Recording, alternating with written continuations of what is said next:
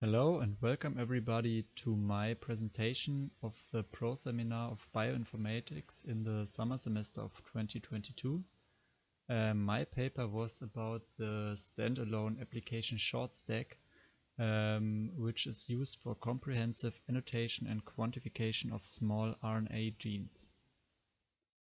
So what I will talk about a little bit today is, at first I will give you an overview or a little preview about the contents of the papers so you can follow along in the presentation better. And then I will talk a little bit about the motivation of the development of ShortStacks, why ShortStack was needed in the eye of the author. Then I will talk a little bit about the requirements that were needed in the development of ShortStack. And after that I will talk a little bit about technical details and specifications of the application, and then we look into the actual application itself, how it analyzes the data in different phases, and to show the results of the samples that were tested in the paper. I will show why the author is confident in the effectiveness of the tool. And at the end of the presentation I will make a little conclusion about the topics of the paper and the usability features of ShortStack. So let's start. What is ShortStack in a few points? At first, it's a tool for annotation and quantification of small RNA-seq data sets.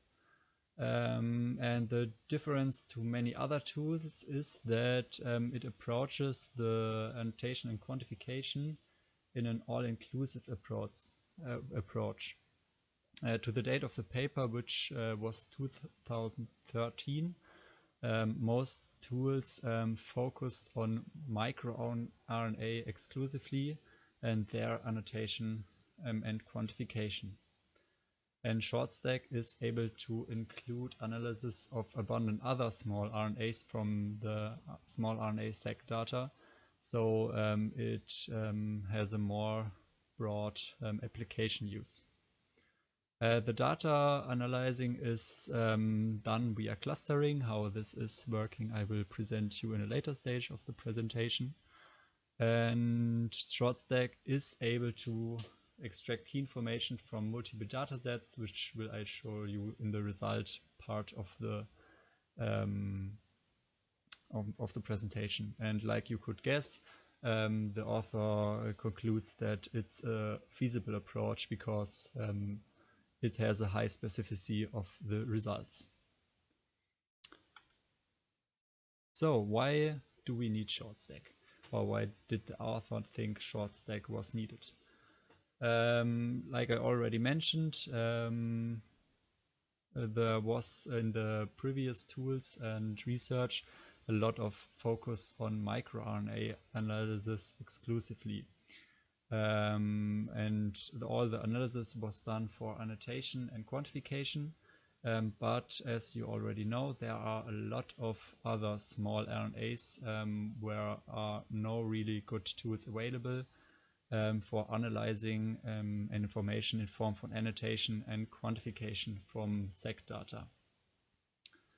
And there is a need for an approach which combines the analysis of small RNA-seq data and extracts information from microRNA and also the non-microRNA small RNAs. So that was the first motivation point. And the second point is that there is some software for already for other small RNAs, but mostly it's either not really configurable or very specific to specific research scenarios, or it is not publicly available. So that's another big point in the motivation of the development of ShortStack, that public software is needed for general research purposes, which focuses on microRNA and also on non-microRNA, small RNAs. So what are the challenges or requirements for ShortStacks from a biological background? MicroRNA is a little bit simpler to annotate and quantify. And that's why in the research so far, a lot of focus was put on it because it was just simpler to analyze and put effort into the annotation and quantification of microRNA.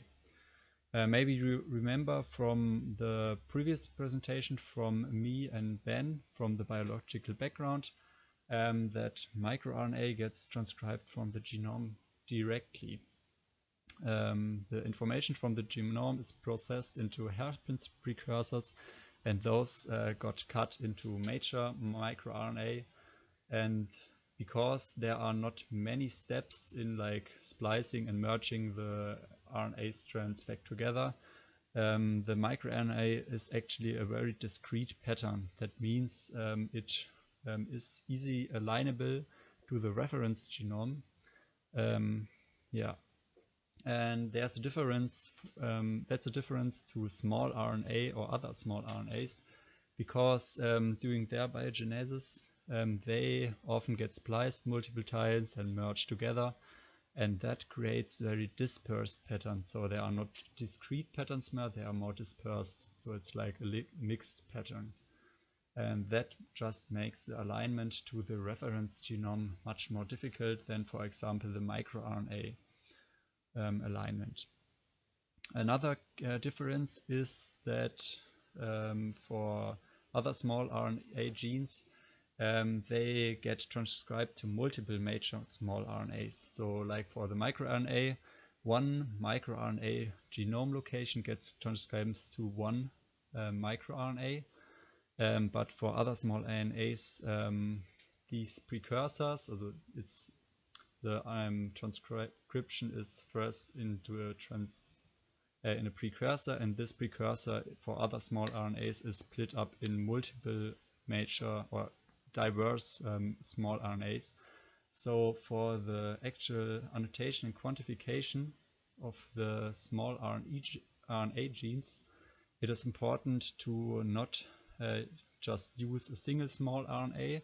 You have to accumulate all the diverse small RNAs that get created during transcription of a single small RNA gene. And then this collection has to be mapped to to its origin genome location. So those are the main 2 points why the annotation and quantification from small RNAs that's not microRNA is a little bit more difficult. And for this alignment or the mapping, this is done by alignment clustering. So the collections are paired with, or the collections and together with the dispersed patterns have to be clustered together, and those clusters can be mapped to the reference genome. So what are the technical details before we dive deep into the actual clustering and quantification of the quantification processes of ShortStack itself? One big plus is that ShortStack is able to process reference aligned small RNA seq data. So this data is generally available, so it enables to be used for general research purposes. ShortStack itself is working in 6 phases, which I will present on the next slide.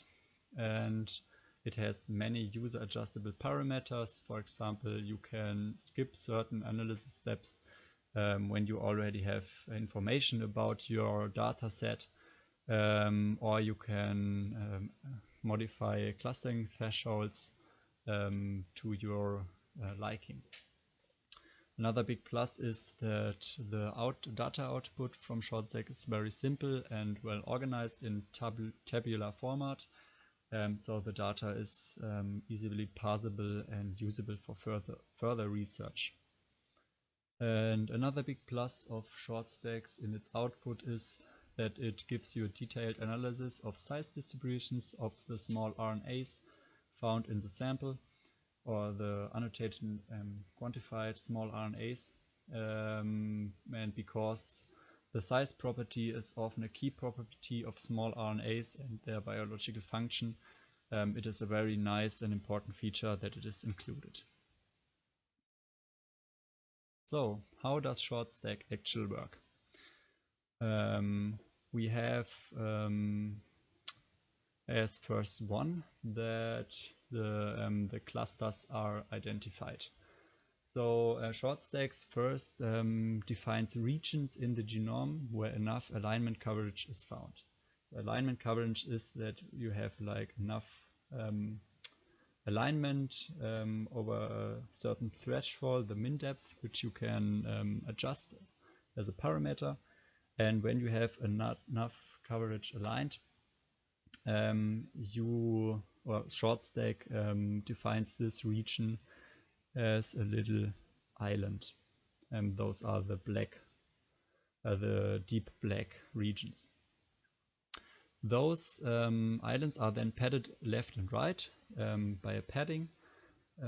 This is done by another user adjustable parameter, and it's just a fixed number of nucleotides left and right. And then the application checks or merges all the overlapping regions, so you can like see all those regions, and where it's like overlapping, it forms a cluster. So from left to right until there is a empty space, it forms a cluster. That's just for phase 1. We are here now. And in phase 2, the quantification is happening. And those small RNA accumulation get a little bit deeply analyzed, and the quantification is just done via the size distribution in the cluster. So the size distribution in each cluster is checked and recorded accordingly. In the third step, or in the phase 3 to 5, more deeply analysis is taking place, and the small RNA clusters get analyzed for microRNA, loci, and small RNA hairpins. And since a lot of these deep analysis is very computational expensive, there is also some filtering taking place. For example, very long clusters, clusters that span a lot of nucleotides, are extracted or excluded, or very repeating clusters, because those are unlikely to be later mapped as small RNAs, because, for example, in the name small RNAs, you can already guess that clusters of like length 300 nucleotides are not small RNAs actually anymore. Yeah, and then the last step, just the output is formatted and put into tabular formats. So now you know a little bit about how ShortStacks is handling the data, and I will talk a little bit about how the author proved in his paper that ShortStack is actually effectively annotating and quantifying the data correctly. And for this, the author used 4 plants and 3 animals and samples from those, and you can see 8 circles here because sample A and B are chart A and B are from the same sample. It's just from different, or from the same organism. It's just different samples from the organism. So we have A to E, those are plants, and F to H are the animal samples. And ShortStack was executed on all of those data sets, and the output was always compared to existing results of other databases from those samples. And he compared those to at first to mere Bayes, the major present. And after that, for another purpose, which I will explain shortly, he also compared the ShortStack's results to the mirdeep results. And there were both microRNA and non-microRNA performances got tested and evaluated. Here on the picture you only see the microRNA, but in the paper there is a lot of explanations that for the non-microRNA ShortStack was able to extract a lot of essential features for many different types of small RNAs.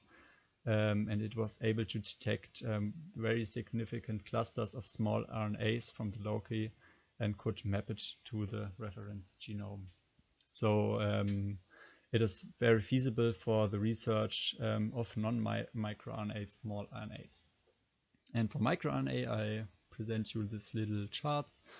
And as you cannot guess what all the circles and mean, so I will explain. And the authors showed that for 4 of the 7 data sets, ShortStack was working really, really well. And you see in the green circle is the ShortStack result, so the ShortStack annotation and quantification. The red circle is from the mir base, and the purple circle is from the mirdeep data sets or result sets. And for what you can see, also what the author parted the results in 2 different categories. So at first he defined the false positives, also like results that ShortStacks annotated as microRNAs and mir base did not. He defined as false positives. So in the picture you can see the false positives are all the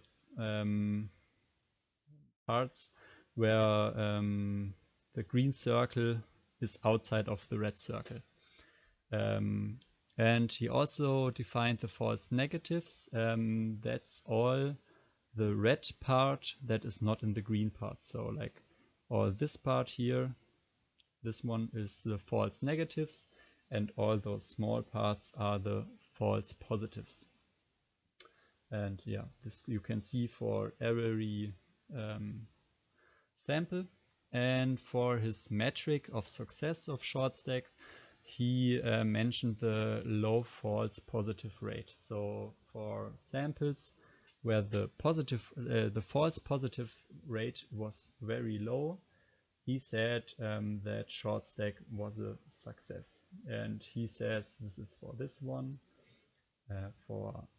and for those 3. So for the cow sample set and for the 3 animal sample sets, he says that the false positive rate, so the green dots that are outside of the red dots, is very small, and that, he says, proves that ShortStack is highly specific and finds the correct annotations. And you can guess the best possible outcome would be if the green circle would match exactly the red circle. But he says that the high false negative rate, the false negative, remember, was the red parts outside of the green parts.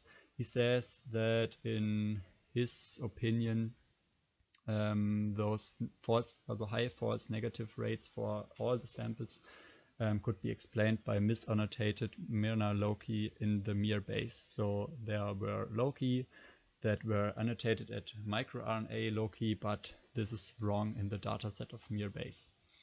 And to prove this, he did another comparison with another set, and he did a comparison with a mirdeep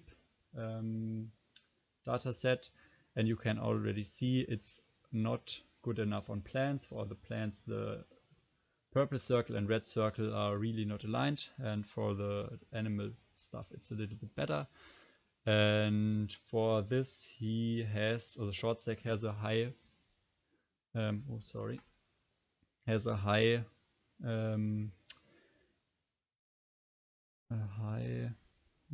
a high positive rate too. So still a high false negative rate too, but he says with a lot more research, ShortStack could be a little bit better, and when the mere base and mere deep datasets would be refined, then it would show that ShortStack is actually highly specific and finding the right annotations. Yeah. So we already come to the end of my presentation, to the conclusion. And the author says that ShortStack is very successful in a more inclusive approach, because it not only can analyze, annotate and quantify microRNA anymore exclusively.